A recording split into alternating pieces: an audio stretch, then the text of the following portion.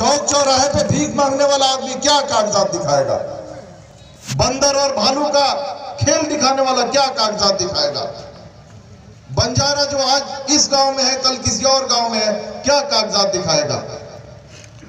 और इसलिए मैं कहना चाहता हूं कि जिन लोगों को अभी तक इल्म नहीं है, जिन लोगों को अभी तक पता नहीं है कि नरेंद्र मोदी का ये जो कदम है सिर्फ मुसलमानों के खिलाफ नहीं, देश के 80% जनता के खिलाफ है। दोस्तों, किसी भी काम के करने का एक प्रॉपर वक्त होता है। एक्सपर्ट्स कहते हैं कि जिस देश में बर्थ रेट यानी पैदाइशी का रेट और डेथ रेट 100% हो जाए, वहां पे एनआरसी किया जा सकता है। एक्सपर्ट्स कहते हैं कि जहां पे अमीरी है वहां पे हम कर सकते हैं, लेकिन हमारे यहाँ पे आपने देखा भारत में 40% ऐसे लोग हैं जिनका बर्थ रेट रिकॉर्ड नहीं किया जाता है, यानी आप पैदा होते हैं आपके बर्थ को रिकॉर्ड नहीं किया जाता है। यहाँ पे माँ बहनें बैठी हैं, हम भी जब पैदा हुए थे तो न म्यूनिसिपल में न ग्राम पंचायत में और न कहीं पर हमारा बर्थ रेट रिकॉर्ड किया गया था। जब नाम लिखाया था तो नाम लिखाने वाले ने जो डेट बता दिया था मास्टर को, वो हमारा बर्थ डेट हो गया था। तो भारत में 40% ऐसे लोग हैं जिनके बर्थ रेट को रिकॉर्ड नहीं किया जाता है। 60% ऐसे लोग हैं जिनके डेथ रेट को रिकॉर्ड नहीं किया जाता है। और एक्सपर्ट्स का कहना है कि ये दोनों जब तक 100% नहीं हो जाते तब तक आप एनआरसी नहीं कर सकते। एनआरसी करने के और एनपीआर करने के हमारे भी कुछ शर्तें हैं। नरेंद्र मोदी जी, आप एनपीआर कर लीजिए, एनआरसी कर लीजिए, लेकिन हमारे भी कुछ शर्तें हैं, उनको मान लीजिए। और हमारी शर्तें हैं,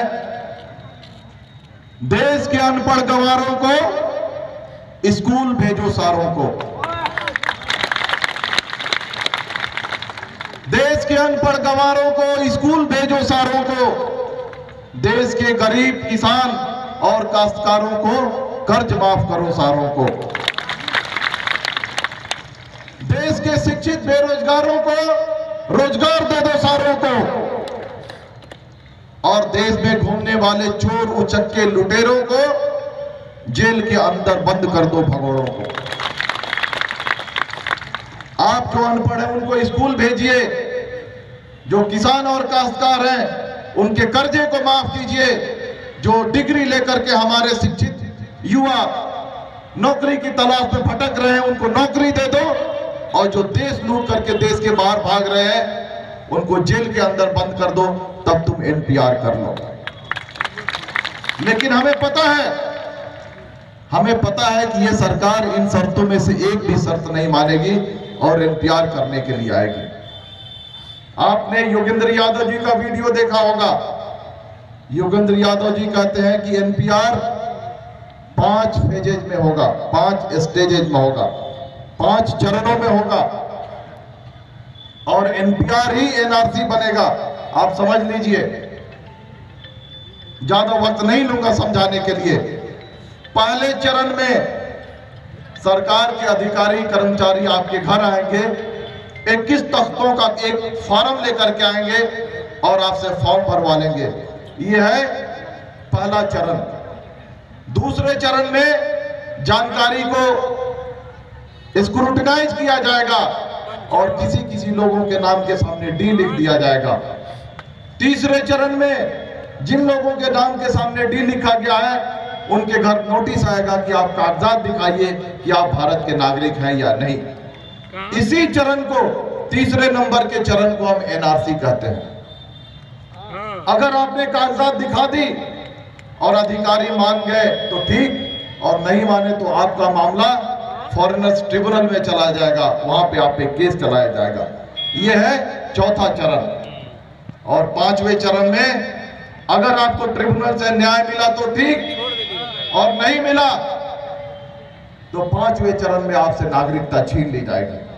और नागरिकता छीनने के बाद आपके सामने 3 तरह की परिस्थितियां होंगी। या तो आपको डिटेंशन सेंटर में रखा जाएगा, या आपसे नागरिकता छीन करके कहीं और भेजा जाएगा, या हो सकता है कि नागरिकता छीन करके एक मजदूर की हैसियत से आपको मुल्क में रहने की इजाजत दी जाएगी। नागरिकता छीनने के बाद ना तो आप पढ़ाई कर सकते हैं, न सरकार के स्कीमों से फायदा उठा सकते हैं, न संविधान द्वारा दिए हुए मूलभूत अधिकारों का एंजॉय कर सकते हैं और न नौकरी पा सकते हैं। सारे अधिकार आपके छीन लिए जाएंगे। तो मैं आपको कहना चाहता हूं, इससे बचने का एक ही तरीका है। जब सरकार के अधिकारी और कर्मचारी एनपीआर का फॉर्म लेकर के आएंगे आपके घर, और एनपीआर इसी साल होने वाला है 1 अप्रैल के बाद, और कहें कि ये जानकारी भर दीजिए, तो आप क्या कहेंगे कि हम महात्मा गांधी के रास्ते पर चलेंगे, उनकी सिविल नाफरमानी को अपनाएंगे, सिविल डिसोबीडियंस को अपनाएंगे, सालों साल तक हम आंदोलन करेंगे, लेकिन एनपीआर का एक भी कॉलम नहीं भरेंगे। बहुत साधारण बात है, जब भी एनपीआर का फॉर्म कोई लेकर के आए, फॉर्म को मत भरिए। कई साथियों ने कहा कि अगर हमने एनपीआर का फॉर्म नहीं भरा तो हो सकता है कि सरकार हम पे कार्रवाई करेगी। शुरू में हो सकता है कि 1000 का फाइन लगे, आपने फाइन नहीं भरा तो हो सकता है कि 10,000 का फाइन लगे। 10,000 का फाइन नहीं लगा तो हो सकता है यह मामूली मैटर है, 10 से 15 दिन 1 महीना तक आपको जेल में रखा जाएगा। मेरे दोस्तों, दबे कुचले भाइयों, आप 1 महीने तक जेल में जाना पसंद करेंगे या आज से लेकर के मरने दम तक डिटेंशन सेंटर में रहना पसंद करेंगे? जेल में जाने के लिए आपको कागज नहीं दिखाना है, चाहे वो फाइन लगाएं, चाहे वो डंडे मारें, जेल के अंदर बंद कर दें, लेकिन हमको एनपीआर का फॉर्म नहीं भरना है। और मैं ये भी कहना चाहता हूं कि आपके यहाँ पे नीतीश जी की सरकार 2015 में मुसलमानों का वोट लेकर के सरकार बनाई थी, और इसी सरकार ने नरेंद्र मोदी को मदद की जब सीएए पार्लियामेंट में पास हो रहा था। सीएए में तो उन्होंने मदद किया, लेकिन उसके बाद इन्होंने कहा कि एनआरसी की कोई जरूरत नहीं है। अब कह रहे हैं कि एनपीआर होगा, लेकिन उसमें पिताजी की पैदाइश और पैदाइश की डेट यह दिखाने की जरूरत नहीं है। आपको पता है यह पलटू राम है। अरे पलटू राम जी, एक जगह स्थिर तरीके से खड़े हो जाइए और कहिए, आप महात्मा गांधी को कोट करते हैं, आप जयप्रकाश नारायण को कोट करते हैं, तो आप इंसानियत को क्यों नहीं मानते हैं, मानवता को क्यों नहीं मानते? जब हम चीख चीख करके कह रहे हैं कि एनपीआर और एनआरसी मानवता के खिलाफ है, तो आप इस बात को समझ जाइए और आप डिक्लेयर कीजिए कि बिहार सरकार 1 अप्रैल 2020 से होने वाले एनपीआर की एक्सरसाइज को लागू नहीं करेगी। आपने वोट दिया था, इनको सत्ता में लाया था, अभी भी हमारे बहुत सारे मुसलमान और दलित भाई इनके यहाँ पे गुलामगिरी कर रहे हैं। उनसे मिलिए और उनसे कहिए कि आप सरकार को मजबूर कीजिए या लिखित आश्वासन सरकार दे कि एनपीआर नहीं कराएगी, और अगर सरकार एनपीआर नहीं कराएगी तो उसको सरकार में कंटिन्यू करने का मोरल अधिकार नहीं है, क्योंकि आपके वोटों से, आपके मतों से यह सरकार चुन करके आई हुई है। इसके बाद मैं कहना चाहता हूं कि सीएए एक काला कानून हमारे देश पे लादा गया है। एक गाना आपने सुना होगा कि औरों पे सितम गैरों पे रहम, सुना है ना आपने ये गाना? अपनों पे सितम गैरों पे रहम, ऐ जालिम ये जुल्म न कर। आज सरकार यही कर रही है। 1947 में पाकिस्तान के अंदर बसने वाले लोगों ने, चाहे वो किसी भी धर्म और मजहब के हो, उन्होंने पाकिस्तान को अपना देश तस्लीम किया था। भारत के अंदर रहने वाले सभी मजहब के लोगों ने भारत को अपना देश तस्लीम किया था। लेकिन आज पाकिस्तान के हिंदुओं को, जिन्होंने 1947 में पाकिस्तान को अपना देश माना था, उनको यहां लाने की तैयारी हो रही है।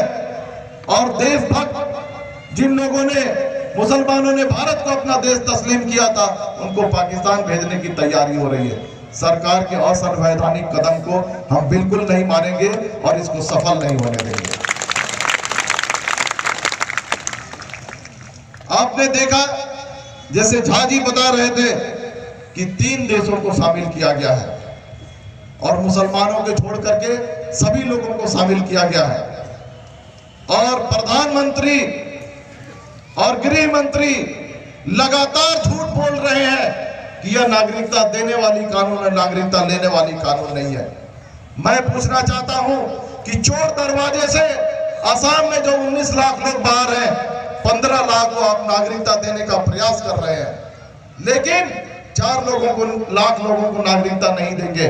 तो आप बताइए, 4 लाख लोगों से नागरिकता छीनने वाली कानून है या नहीं है? यह सरकार नागरिकता छीन रही है और मानने के लिए तैयार नहीं कि नागरिकता छीनेगी। लेकिन जब आप आसाम में जाकर के देखेंगे तो आसाम के लोगों का कहना है कि चाहे वो हिंदू हो, चाहे वो मुसलमान हो, चाहे किसी भी जात और धर्म का मानने वाला हो, अगर वो बाहर से आया है तो उसको डिपोर्ट किया जाए। और वहां पे जो लोग आंदोलन कर रहे हैं, वो आंदोलन धार्मिक आंदोलन नहीं है, सांप्रदायिक आंदोलन नहीं है।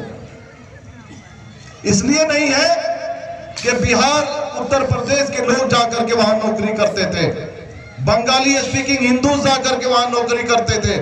1971 में कुछ बांग्लादेश के लोग भी वहां पर आए थे और उनका मकसद है कि वहां पे जितने भी बाहरी लोग हैं उनको बाहर निकाला जाए। लेकिन आसाम में एनआरसी जब हुआ था तो एक जरूरत के तहत हुआ था। क्या भारत में इसकी जरूरत है? भारत में इसकी कोई जरूरत है? मैंने तो पहले कहा है कि पहले अनपढ़ों को पढ़ा दो, किसानों के कर्जे को माफ कर दो, बेरोजगारों को रोजगार दे दो, लुटेरों को बंद कर दो, तब तुम करना। पहले ये जरूरत है, एनआरसी और एनपीआर की जरूरत नहीं है। लेकिन हमारे दलित भाइयों, आदिवासी भाइयों और अन्य पिछड़े वर्ग के लोगों से मैं अपील करना चाहता हूं कि आपको दूसरे दर्जे के नागरिक बनाने की यह कवायद चल रही है। हेलो, मुसलमान जो एनआरसी से बाहर होंगे उनकी तो नागरिकता छीन ली जाएगी, पूरी तरह से उनको स्टेटलेस कर दिया जाएगा। लेकिन जो आदिवासी, दलित और अन्य पिछड़े वर्ग के लोग जो एनआरसी के बाहर होंगे, उनको दूसरे दर्जे का नागरिक बनाया जाएगा। कैसे बनाया जाएगा? पहुंच रहे हैं वो जल्द।